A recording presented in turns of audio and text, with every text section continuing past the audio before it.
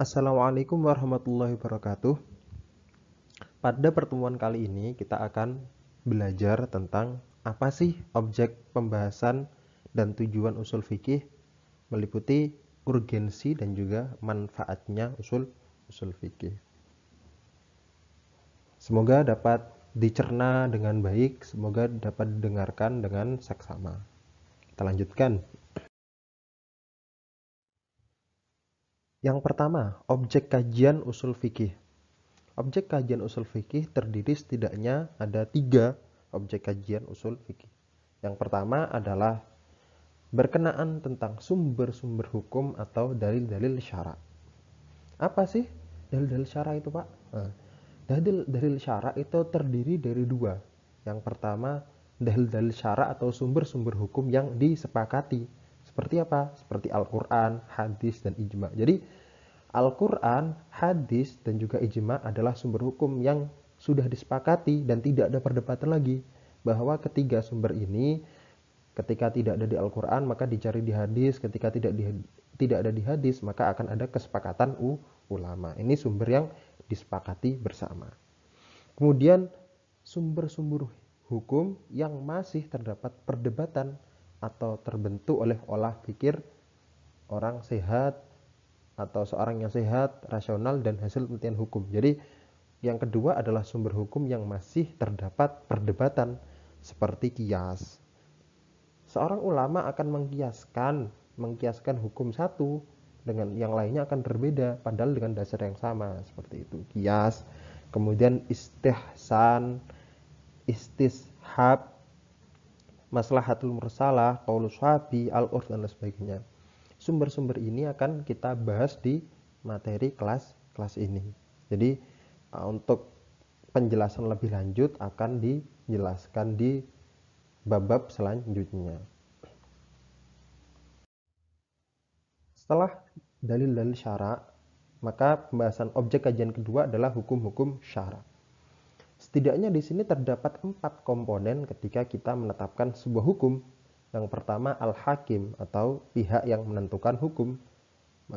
Karena ketika tidak ada al-hakim, maka siapa yang akan menentukan hukum? Nah, dalam hal ini mungkin ulama atau seorang hakim, ya hakim, kemudian orang-orang yang memiliki keilmuan.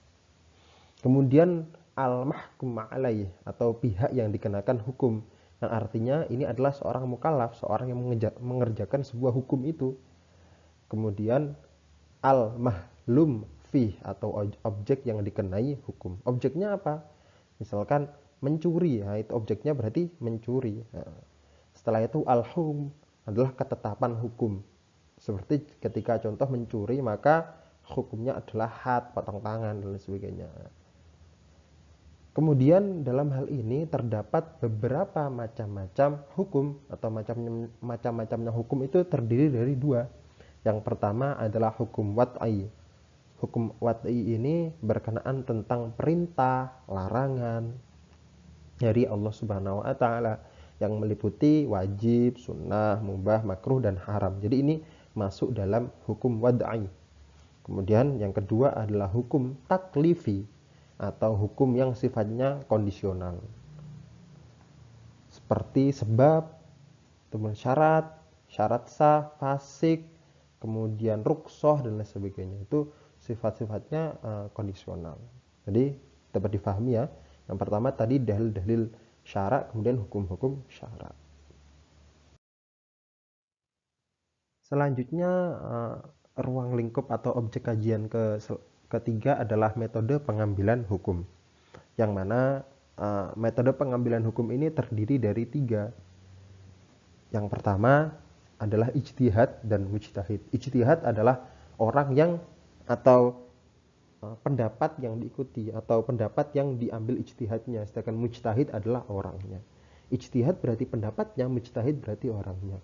Di sini kita akan membahas tentang apa sih syarat-syarat ijtihad, kemudian apakah kita sebagai orang awam itu boleh berijtihad, kemudian ketika kita boleh berijtihad atau ketika kita belum boleh berijtihad, maka apa syarat-syaratnya, apakah dia harus lancar berbahasa Arab atau harus bebas dari kefasikan dan lain sebagainya, itu akan kita bahas di ijtihad dan mujtahid.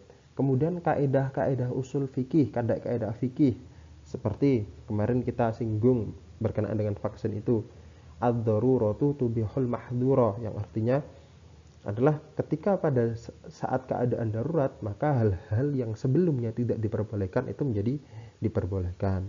Kemudian ada yang lain, al-yakinu la yuzaru bisyar'in, atau keyakinan itu tidak bisa dihilangkan dengan keraguan-raguan. Kemudian ada lain, kaidah yang lain yang artinya seperti ini. Ketika ada sebuah kedaruratan yang besar dan yang kecil, maka pilihlah kedaruratan atau kedaruratan yang lebih kecil. Seperti itu. Jadi ada kaidah-kaidah fikih yang kita pelajari. Kemudian jalan keluar dari pertentangan hukum. Jadi ketika ada dua dalil syara' yang sekiranya bertentangan, maka akan ada jalan keluar berkenaan tentang pendapat ini. Seperti nasih mansuh, ketika ayat sebelumnya bertentangan kepada ayat selanjutnya, maka yang dipilih adalah ayat yang terbaru. Misalkan ketika di Mekah atau ketika awal Islam, Nabi itu membolehkan khomer, akan tapi sebelum sholat. Kemudian dimansuh atau diperbarui lagi bahwa khomer itu dilarang, maka pilihlah dalil yang lebih baru.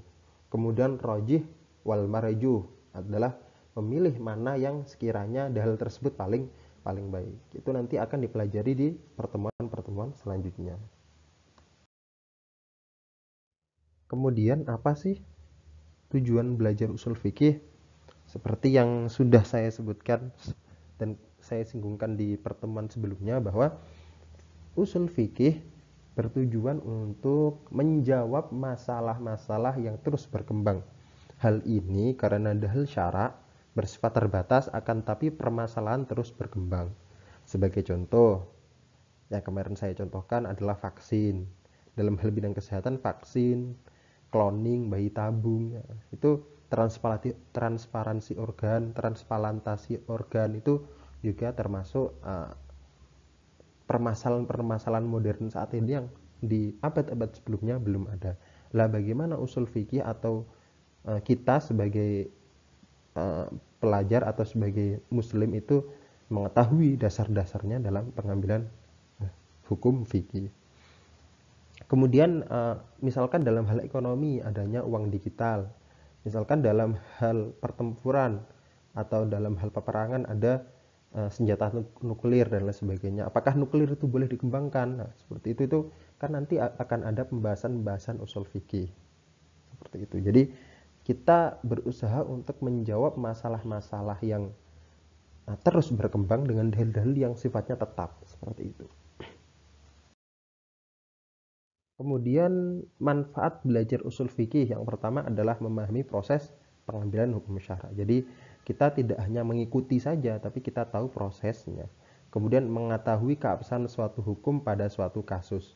Jadi contoh kemarin vaksin atau bayi tabung, itu kita bisa mengetahui keabsahan apakah pendapat ini sudah sesuai dengan kaidah usul fikih atau tidak. Kemudian mengetahui landasan hukum dari ijtihad ulama terdahulu. Sebagai contoh, Imam Syafi'i berijtihad bahwa ketika seorang itu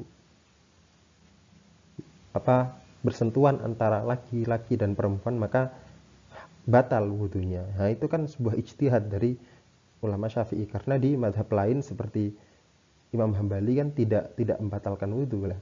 Bagaimana cara pandang, cara berpikir ulama-ulama ijtihad tersebut itu dipelajari dalam usul fikih. Kemudian memahami titik sebab perbedaan ulama. Hampir sama seperti atasnya, bahwa kita tahu bahwa fikih itu memiliki 4 madhab yang besar, yaitu Syafi'i, Maliki, Hambali, dan juga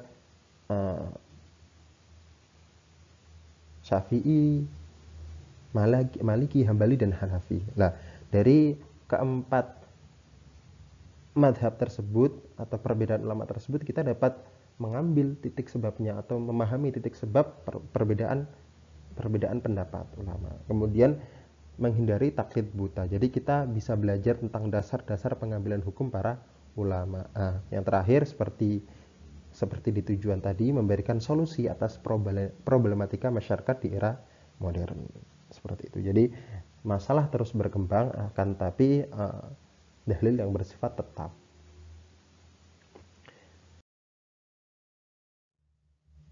Terakhir, terima kasih kepada teman-teman yang sudah berkenan untuk mendengar. Semoga pertemuan kita kali ini dapat bermanfaat bagi sampean-sampean semua, bagi teman-teman semua, dan dapat menjadikan pengetahuan baru kepada teman-teman. Kemudian pada pertemuan selanjutnya kita akan melakukan ulangan harian untuk satu bab yang kita lalui, yaitu bab tentang pengertian usul fikih, objek kajian usul fikih, dan juga manfaat usul fikih. Silahkan dipelajari kembali tentang bab ini untuk kemudian agar bisa menjawab pertanyaan di minggu depan. Kurang lebihnya mohon maaf. Wassalamualaikum warahmatullahi wabarakatuh.